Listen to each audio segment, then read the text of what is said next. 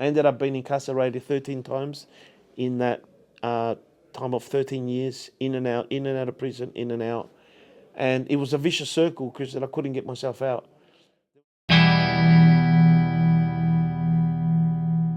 How's it going, guys? My name is Mario. I would like to thank Brother Chris, Climb This Tree Ministries, for giving me the chance to share a little bit of my story. So, my story on how I came to Jesus was, you see, I think there's two types of people in this world. There's people that know about God, and there's people that actually know God. You know, people that know about Jesus and actually, but Jesus doesn't really reside in their hearts. In my case, like I grew up in a Christian household where my parents used to take me to church, and that we came from a country named El Salvador. We came as refugees in 1985 here from a civil war to come to a better life. My parents did the best they could to raise us up. We came, as I said, refugees. So we went through Midway hostels and ended up in Flemington high rises, where there was other refugees as well from Turkey, from all over the countries and that. So I kind of grew up in that atmosphere. So I guess what I'm trying to say is that I was born in a kind of environment, you know, back in the 80s, where the situations around me, they kind of like started shaping a personality in me.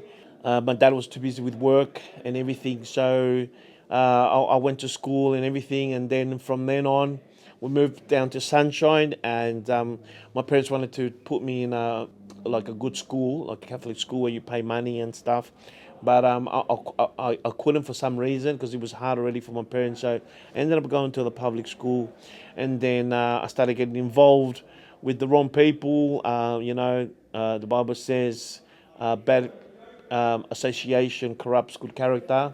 I started smoking weed. I started experimenting with drugs, smoking weed, taking LSD, ecstasy, this and that.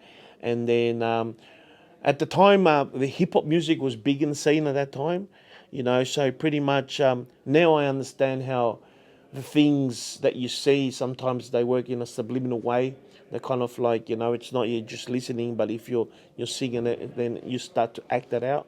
So, you know, all that music came, you know, was all talked about was like being a gangster, drug dealing, degrading females, violence, and to carry knives and guns. And so pretty much, I started pretty much following that trend. You know, I wanted to be, I wanted to be a gangster. You know, when I was 17. You know, not knowing where actually like it was going to take me. You know, I left church. Unfortunately, I didn't have any good mentors. You know, they would say, "Listen, don't go." So I said to my my youth pastor, I said, "Listen, because every teenager, you know, struggles with looking for identity. They don't know who they are. So I guess it was all like custom, you know, would go to church every weekend, but really didn't have Jesus in my heart. So I said I wanted to go try out the world, and he just laughed, not thinking that I was going to be serious, and I left, and that's where the journey began. I started associating with other people that were dealing drugs. I started dealing drugs. Everything like seemed good at the time. I seemed to have a lot of friends and everything, money, you know, pretty much until I found myself like in a very dark place. And this is where that I now, it took 20 years of my life. See, it took 20 years of my life from smoking marijuana, and that's how you start. No one can tell me any different. It's kind of like the domino effect. You know, you start some and then just leads to other things. I ended up with a heroin habit for 20 years. It took 20 years of my life.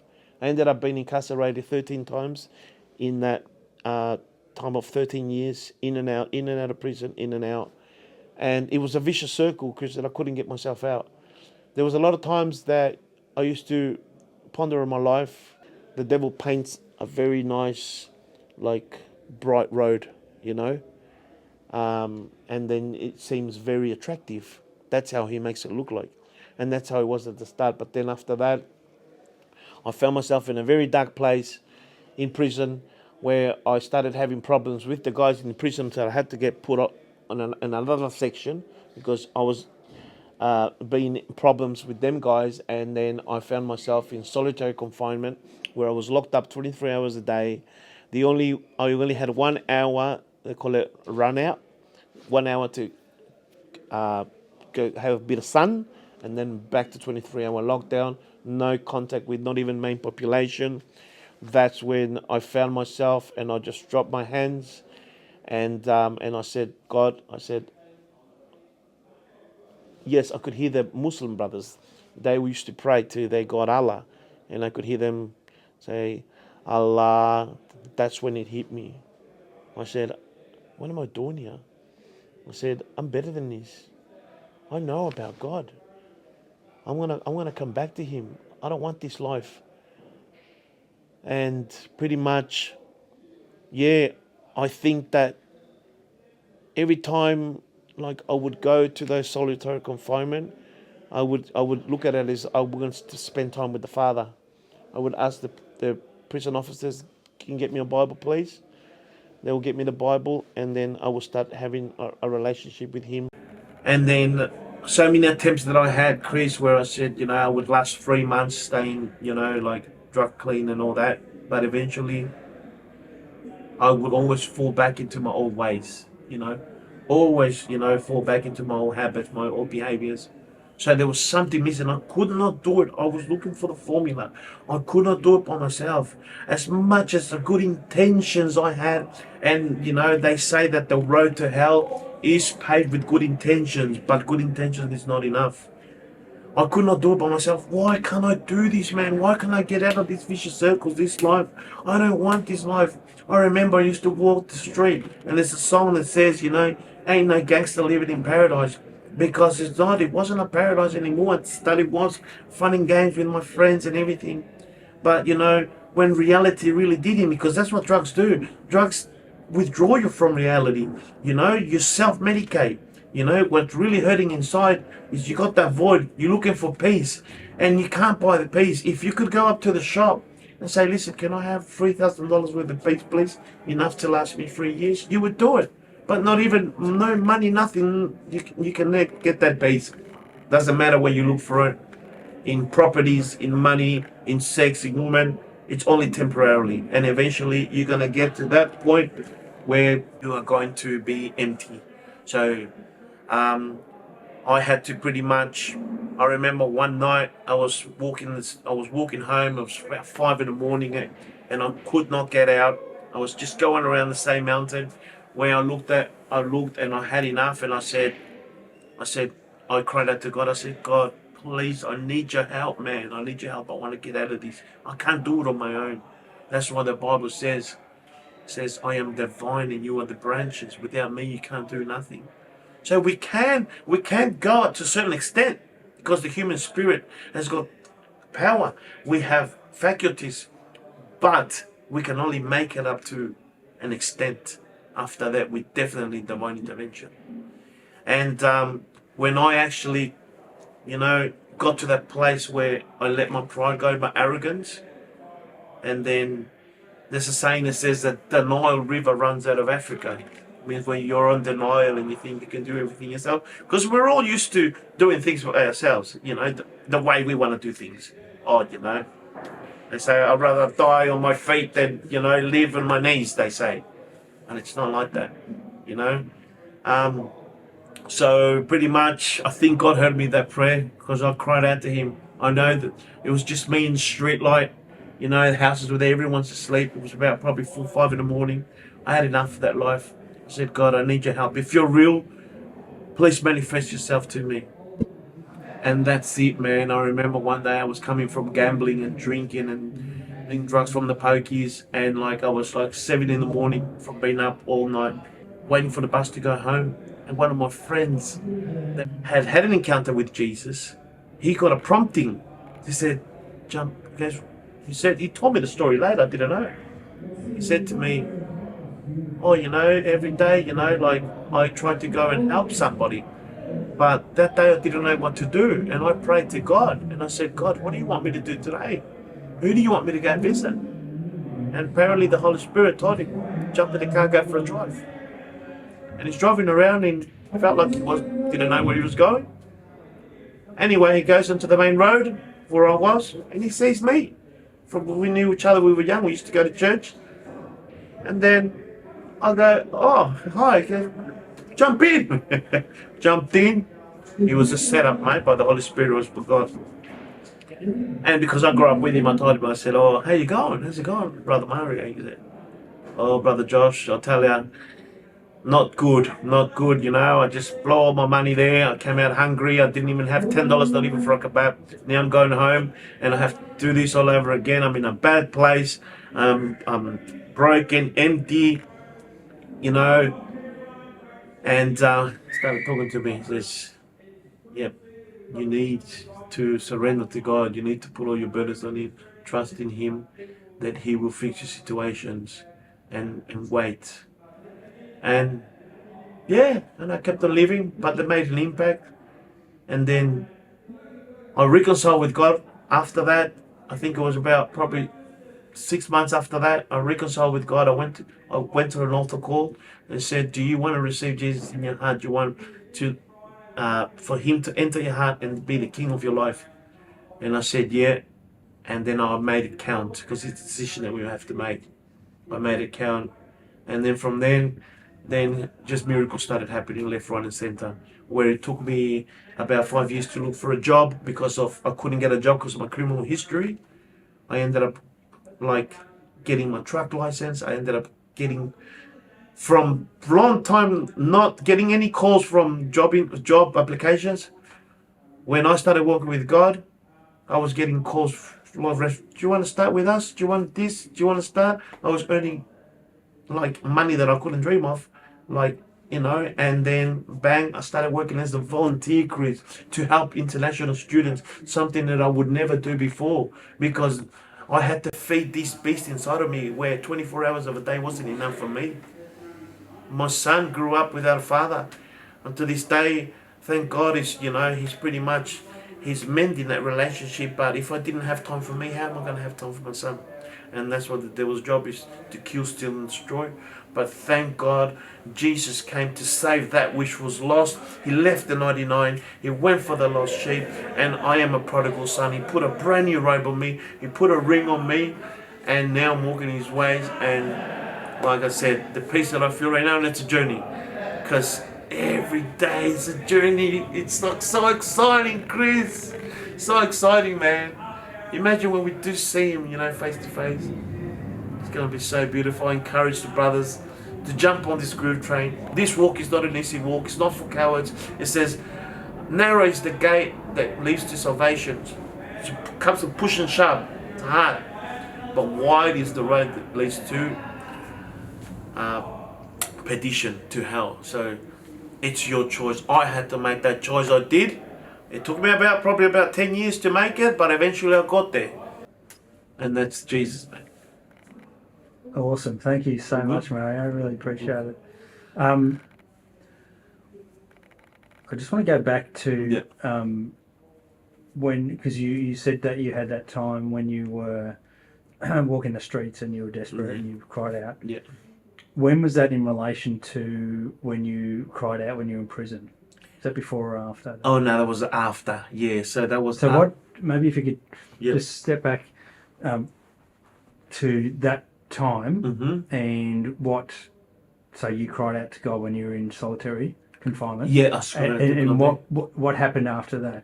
Well, after that, pretty much, I would have to finish my sentence, and I would get released from prison, and like I said, I would try to do it my own way. I just didn't have that encounter with Him yet. So I would go to church for 3-4 months, and then it's just for some reason I would just follow my own ways again. I guess maybe I didn't fall. I would go to church was still reserving parts of my life that I didn't want to surrender. I was still smoking weed. I was still, smoking cigarettes and that. And I was, you know, yeah. So, what do you think was different about the time that you cried out when you were in prison and the time when you were walking the streets after gambling all night? What was different, do you think, about you in that time? But different, to tell you the truth, what was different, that I was sick of suffering, man. I was sick of suffering, of my life not going anywhere. I could feel like the devil was pretty much, he was asking for my life. I had a pretty much like close calls where I haven't done the right thing by people, and I got to the stage where my life was a threat. You know, my life was a threat. People were looking for me, and it's not that I done something really bad. It's just that in the midst of that, it's probably something that I didn't even do, but because I was there, they would point out, oh, he was there. So then, bang, 5, 10 blokes will come to your house, home invasion, and it's like, and I really pretty much, that shook me. I thought that, and like I said, overdoses and all that. So, and I thought, yeah, man, I thought the next, where I'm heading to right now is pretty much death. Either I'm gonna commit suicide because I don't like the way my life is going, or if someone's going to kill me, or I'm going to die in prison, because I had close calls in prison as well, where between the gangs and all that. In prisons, they call it the blind spots, where there's camera in prisons, but there's certain corners that the camera doesn't catch, and the criminals were very smart. One day they got me in a cell, and they just wanted to steal my medication. They wanted to, take my money or my belongings. And they said, listen, he said, we're all wolves here, all right? He said, get your hands out of your pocket. Do you know who you're dealing with? We could stab you pretty much with chips. And I've seen those weapons, Chris. They're not very, when anybody's thinking and playing around, doing crimes out there, like correctional facilities are not a very good place to go.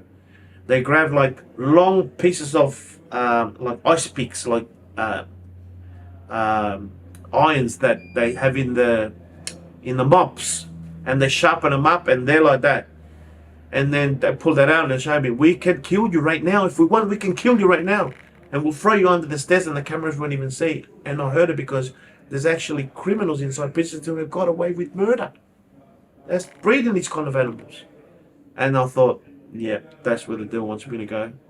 I'm going to end up losing my life in a prison cell. I'm going to die of overdose, and lucky, man, God was there, man. God was my ticket out of that, man. It's amazing story. Thanks so much for sharing. Good, man. Good. What would you, just in closing, what would you say to somebody who is mixed up in some of this stuff, who doesn't know God, who maybe has a similar background to yourself? Yeah. What sort of encouragement would you give them? If you could just maybe just tell people. Man, look, I would say that, don't make the same mistakes that I did, man. Like, you got to learn to be a head, not a tail. Just because, there's a bunch of people saying it's right doesn't mean it's right. You've got to be a man of integrity, of being honest, and that will take you. If you want to be cool, you want to play gangster, yes, the road is there, but I'll tell you, my friend, it's not a very nice road, because I see where gangsters end up. They end up in hospital in wheelchairs, or 6 feet under, or with like some kind of mental problem, or in 23-hour lockdowns. And where is your friends then? They're nowhere. So pretty much, I complicated my own life. Sometimes it says better late than never, and I'm only here because like God had mercy on me. But it's gonna complicate your lives, and when you do really snap out of it, because there was gonna be a time when you're gonna snap out of it and said, all right, I had enough of this. The quicker you get out of that life, the better.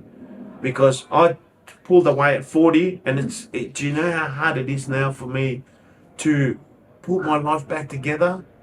It's very hard, man. I couldn't get a job because nobody could trust me because I had criminal records. Nobody could trust me with money, this and that. So pretty much all my friends are married, they got beautiful wives, they got children, they got houses. You know, so pretty much the quicker you wake up, you snap out of it and you see, man, you do 180-degree turn and then you see how life is so beautiful, man. Life is so beautiful. You don't need, and my friend said that to me, you don't need drugs, you don't need alcohol. He says, you know why, man? He says, you know why you're always looking for the next high, Mario? And I said, no, tell me why, man. And you'll never satisfy that high. You get high one day, the next day you have to go get high again. You get high again, you can go like that for 10, 20 years. And I said, no, why? I can't satisfy that higher. You're always looking for the next high. He said, because you haven't experienced anything higher. And that was God, man. When I finally experienced God, man, like I'm on the best high now and it's not costing me a thing. You know what I mean? So yeah, that's my advice for the generation, anyone's going through a tough time, man. Like, you know, some people say, oh no, but you know, I'm no good, you know, I've done so many bad stuff. Moses in the Bible, he committed murder and God still used him, you know. Oh yeah, but I smoke weed, I drink, you know, I've done this, I've done that. What do you do when you go into the shower? Do you clean yourself up first before you go into the shower? No, because it defeats the purpose. You go into the shower to get clean. So you don't try to get yourself clean before you come to God. Come as you are, says God, and He will do the rest. Just got to give Him that chance. And it's a process. It's a daily thing. You have to have faith. Faith is the hand that reaches into the unseen and brings it into the seen. A man with faith, no explanation is necessary. A man with no faith, no explanation is possible.